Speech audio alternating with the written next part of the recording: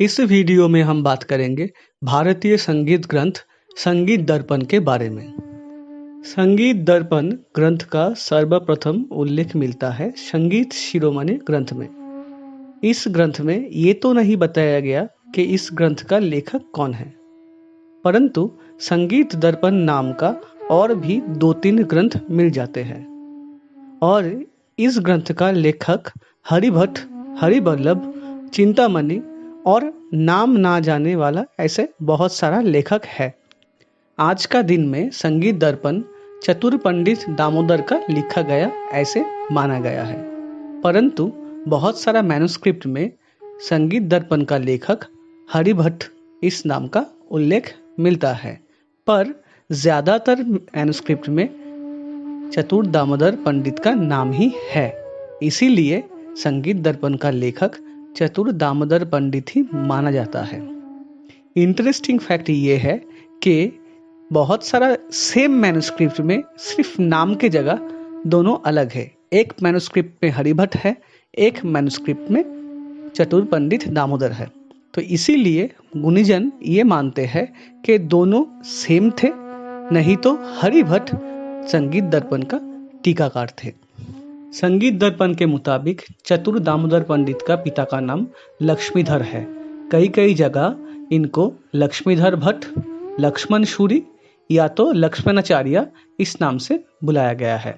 लक्ष्मीधर पंडित विजयनगर का राजा प्रथम तिरुमल के सभाकवि थे और ये गुंटूर जिला का सेरुकुरु गांव में रहते थे, इसीलिए उनका नाम सेरुकुरु लक्ष्मीधर पड़ गए थे।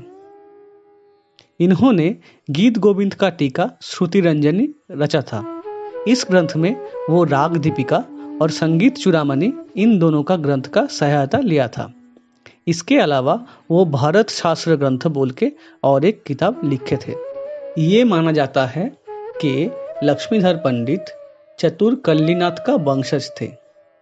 ये चतुर कल्लीनाथ वो है जो संगीत रत्नाकर का टीका लिखे थे। कई रिसर्चों के मुताबिक दामोदर पंडित अपना उपनाम चतुर व्यवहार करते थे। इसका कारण वो चतुर कल्लीनाथ का वंशज थे। कई ग्रंथकारों के मुताबिक दामोदर पंडित जहांगीर का सभा में काम करते थे और यहीं पर ही उन्होंने 1625 के आसपास में संगीत दर्पण ग्रंथ लिखा था, पर इस स्टेटमेंट के पक्ष में कोई ठोस सबूत नहीं मिलता है। पंडित दामोदर का पुत्र अनंत अपने समय में संगीत शास्त्रकार और संगीत कलाकार के रूप में विख्यात हुआ था। अनंत का पुत्र वेद संगीत मकरंद और संगीत लास्य पुष्पांजलि ये 2 ग्रंथ रचा था। वेद शाहजी भोसले यानी शिवाजी महाराज के पिता के दरबार का सभाकवि थे और यहाँ पर वो शाहजी भोसले का भाई शंभूजी का संगीत शिक्षक भी थे। संगीत मकरंद में वेद दामोदर पंडित का जिक्र किया और अपने पिता अनंत का भी जिक्र किया है। यहाँ पर उन्होंने बोला कि उन्होंने दामोदर पंडित का किताब देख के ही अपना किताब का नित्याध्याय लिखा है। इससे ये पता चलता है दामोदर पंडित का संगीत दर्पण में नृत्य अध्याय वर्तमान थे। तो आप लोगों ने देखा कि दामोदर पंडित का खानदान कितना म्यूजिकल थे। सन 1875 में राजा शौरेंद्र मोहन ठाकुर कोलकाता से सर्वप्रथम संगीत दर्पण का किताब पब्लिश किए थे। इस किताब में सिर्फ पहला और दूसरा अध्याय वर्तमान थे। पुणे का संगीत मीमांसक मैगजीन में संगीत दर्पण मंथली बेसिस में पब्लिश हुए थे सन 1886 से लेके सन 1890 तक। इस पब्लिकेशन में संगीत दर्पण का 1 से 5वां अध्याय मराठी टीका के साथ विस्तृत वर्णन किया गया था। इसके बाद संगीत दर्पण का सारी अध्याय मतलब 7 अध्याय जर्मन भाषा में एस सीमन के द्वारा एक मैगजीन में एक प्रबंध के रूप में पब्लिश हुआ था सन 1902 में। सन 1909 में संगीत दर्पण का एक गुजराती टीका पब्लिश हुआ जो पब्लिश किए थे श्री रतनजी लीलाधर ठक्कर जी ने। ये टीका ग्रंथ एक्चुअली राजा शौरेंद्र मोहन ठाकुर का पिछले पब्लिश हुआ ग्रंथ के ऊपर बेस किया हुआ था। ये ग्रंथ उस समय में बहुत विख्यात हुआ था। सन 1930 में आर्नोल्ड बेक का पीएचडी थीसिस जो संगीत दर्पण पे आधारित था वो डच और इंग्लिश ये दोनों भाषा में पब्लिश हुआ। इस पीएचडी थीसिस में आर्नोल्ड बेक संगीत दर्पण का हर एक अध्याय का विस्तृत विवरण दिया है। VN भट्ट सन 1950 में संगीत दर्पण का गुजराती किताब मतलब रतनजी लीलाधर ठक्कर का किताब से एक हिंदी ट्रांसलेशन पब्लिश किया संगीत कार्यालय हाथरस से। इस किताब में भी सिर्फ पहला 2 अध्याय पब्लिश हुआ था। सन 1952 में के वासुदेव शास्त्री संगीत दर्पण का एक संशोधित और संपूर्ण किताब मतलब जिसमें 7 अध्याय वर्तमान थे वो किताब चेन्नई से पब्लिश किए थे। आज का दिन में इस किताब को संगीत दर्पण का संशोधित और संपूर्ण किताब माना जाता है। संगीत दर्पण का पहला 2 अध्याय का मराठी टीका के साथ पब्लिकेशन किया है श्रीधर रंगनाथ कुलकर्णी जी सन 1985 में। ये था संगीत दर्पण का इतिहास। अब मूल विषय वस्तु में घुसने से पहले एक बात तो रह जाते हैं कि इस ग्रंथ का फारसी ट्रांसलेशन कौन किया। सन 1784 में सर विलियम जोन्स अपना किताब the musical mode of Hindu ये जिक्र किया था कि संगीत दर्पण का एक फारसी ट्रांसलेशन हुआ था। पर इंटरेस्टिंग फैक्ट है आज का दिन में नया रिसर्च ये प्रूफ कर दिया कि सर विलियम जोन्स के पास संगीत दर्पण ये ग्रंथ था ही नहीं। नया रिसर्च ये भी प्रूफ कर दिया कि सर विलियम जोन्स राग दर्पण और संगीत दर्पण में कॉन्फ्यूज थे। तो असल में संगीत दर्पण का कोई फारसी ट्रांसलेशन हुआ नहीं है।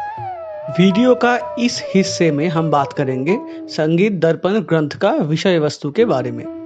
संगीत दर्पण ग्रंथ का कुल मिला के 7 अध्याय है जो है स्वर अध्याय, रागाध्याय, प्रकीर्ण अध्याय, प्रबंध अध्याय, वाद्य अध्याय, ताल अध्याय और नृत्य अध्याय। ग्रंथ पढ़ने से पता चलता है इस ग्रंथ का ज्यादातर हिस्सा संगीत रत्नाकर से ही कॉपी किया गया है। तो इसीलिए संगीत रत्नाकर की तरह इस ग्रंथ में भी 7 अध्याय है।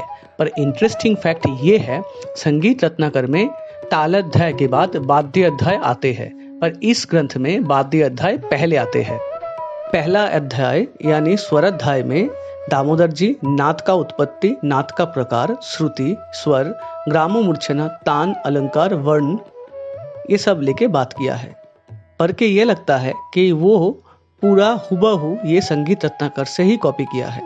पर यहाँ पर वो शारी स्थान चैप्टर में चक्र, 14 नारी और उसके जो विवरण दिया है ये शायद उनका अपना विवरण है। दूसरी अध्याय यानी राग अध्याय भी उतना खास नहीं है।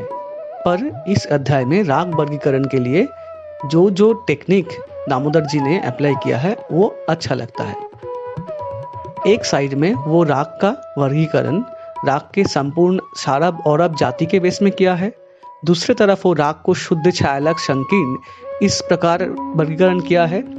तो और एक प्रकार रागांग, भाषांग, क्रियांग, उपांग, देसी ये भी एक प्रकार का वर्गीकरण किए हैं। और सबसे इंटरेस्टिंग बात है वो राग रागिणी वर्गीकरण के लिए सोमेश्वर मत, हनुमान मत और रागार्णव मत व्यवहार किए हैं। ये ग्रंथ का यही विशेषता है कि एक ही ग्रंथ में इतना सारा मत मिल जाते हैं। और तो और राग का गायन समय, राग का ऋतु ये भी इस ग्रंथ का एक विशेषता है। इस ग्रंथ का सबसे बड़ा विशेषता ये है कि इस ग्रंथ में राग ध्यान का सर्वप्रथम विस्तृत विवरण मिलता है। ये ग्रंथ में हनुमान मत के अनुसार 5 राग और 30 रागिनी का विस्तृत वर्णन के साथ साथ उनका ध्यान का स्वरूप भी दिया हुआ है। तीसरा अध्याय यानी प्रकीर्ण अध्याय पढ़ के ये लगता है कि ये संपूर्ण रूप से संगीत रत्नाकर से कॉपी किया गया है। चौथा अध्याय यानी प्रबंध अध्याय में भी कुछ खास नहीं है क्योंकि ये भी पूरा ही संगीत रत्नाकर से कॉपी किया गया है। पर इस अध्याय में कुछ कुछ प्रबंध का नाम मिलता है जो और कोई ग्रंथ में पहले नहीं बताया गया, जैसे वीर सिंगार, चतुरंग, सूर्य प्रकाश, चंद्र प्रकाश, रणरंग, नंदन, नवरत्न और सारावलील। पांचवा अध्याय यानी वाद्य अध्याय, इस अध्याय पढ़ के भी यही लगता है कि ये संगीत रत्नाकर से कॉपी किया गया है, पर इसमें वो कॉपी वाला पोर्शन बहुत समराइज किया गया है। और इसमें सिर्फ 2 स्टेटमेंट मिलता है जो पहले कहीं नहीं मिलता है। वो है मत्त कोकिला बीना को सरमंडल भी कहते हैं और दूसरा है अलापनी बीना को अघटी बीना भी बोलते हैं। कुछ देसी ताल प्रस्तार, ताल 10 प्राण, 32 टाइप का मंथ और ताल का क्लासिफिकेशन के लिए शुद्ध, सालग और संकीर्ण ये जाति का इस्तेमाल के अलावा छठा अध्याय तालाध्याय में विशेष कुछ नहीं है। संगीत दर्पण ग्रंथ का सबसे इम्पोर्टेंट पोर्शन है इसका नृत्य अध्याय। इस अध्याय में जितना सारा भी नृत्य का उल्लेख किया गया है वो मध्यकालीन और आधुनिक नृत्य का जनक माना जाता है। इस ग्रंथ में जो जो नृत्य यूज किया गया है उसका मैक्सिमम कॉपी किया गया है, पर कुछ कुछ नया नृत्य का नाम मिलता है। नृत्य का रीति और प्रयोग इस ग्रंथ का सबसे बड़ा हिस्सा है। इस ग्रंथ में उल्लेख किया गया जति नित्यम आज का दिन में जतिस्वरम नित्यम होकर रह गया है और इस ग्रंथ में उल्लेख किया गया शब्दम वर्णम ये आज का भरतनाट्यम का एक अंश हो गया है। संगीत दर्पण का नृत्य अध्याय का उल्लेख बाद का बहुत सारा ग्रंथ में मिलता है, इसीलिए ये माना जाता है कि संगीत दर्पण का जो नृत्य अध्याय है ये इस ग्रंथ का सबसे इम्पोर्टेंट हिस्सा है। अब दामोदर जी संगीत रत्नाकर से हुबहू कॉपी किया या नहीं किया ये तो समय ही बता सकता है, पर उसका वक्त में संगीत दर्पण एक बहुत खास और बहुत विख्यात ग्रंथ रह चुका है। अगर इस वीडियो आप लोगों को इन्फॉर्मेटिव लगे तो लाइक, शेयर और कमेंट ज़रूर करना, क्योंकि ज्ञान बांटने से घट नहीं जाते हैं पर बढ़ते हैं। धन्यवाद।